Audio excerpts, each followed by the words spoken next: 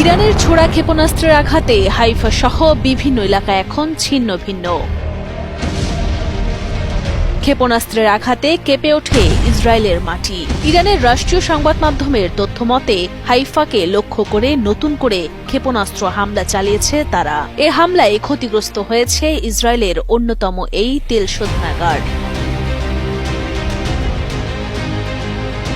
বার্তা সংস্থা রয়টার্সের প্রকাশিত প্রতিবেদন অনুযায়ী ইসরায়েলের তেল শোধনাগার কর্তৃপক্ষ নিশ্চিত করেছে গত রবিবারে ইরানের ক্ষেপণাস্ত্র হামলায় হাইফার পাইপলাইন এবং সঞ্চালন লাইনগুলো ক্ষতিগ্রস্ত হয়েছে, যার ফলে বন্ধ রয়েছে রিফাইনারির কার্যক্রম।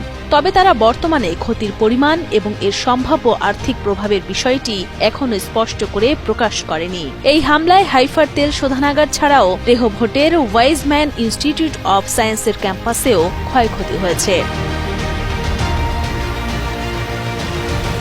ক্ষেপণাস্ত্র হামলা ইরানের পারমাণবিক কর্মসূচির বিরুদ্ধে ইসরায়েলের সামরিক পদক্ষেপের প্রতিক্রিয়া হিসেবে চালানো হয়েছে। এই হামলার ফলে ইসরায়েলের তেল শোধনাগার এবং পেট্রোকেমিক্যালস কোম্পানি বাজানের শেয়ার 2.8% কমে যায়, যা বিনিয়োগকারীদের মধ্যে উদ্বেগের সৃষ্টি করে। হামলার পর সামাজিক যোগাযোগ মাধ্যমে ছড়িয়ে পড়া একটি ভিডিওতে দেখা যায় শিল্প এলাকায় দুটি বিশাল আগুন জ্বলছে, যা আকাশ ছুঁতে চাইছে এমন এক ভয়াবহ দৃশ্য।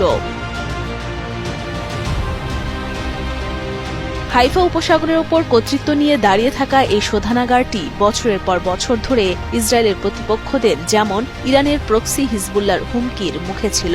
তবে অবাক করা বিষয়, এর আগে কখনো এটি সরাসরি আঘাত হানার শিকার হয়নি।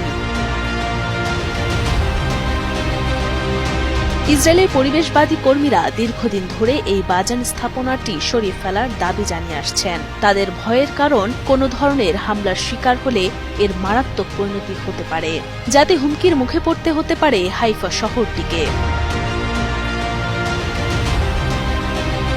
রেহভোটে ওয়াইজম্যান ইনস্টিটিউটও নিশ্চিত করেছে যে তাদের কিছু ভবন ক্ষেপণাস্ত্র হামলায় ক্ষতিগ্রস্ত হয়েছে।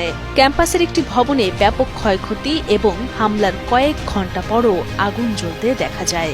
ক্ষতিগ্রস্ত ভবনগুলোর মধ্যে ল্যাব ছিল বলেও জানা গেছে।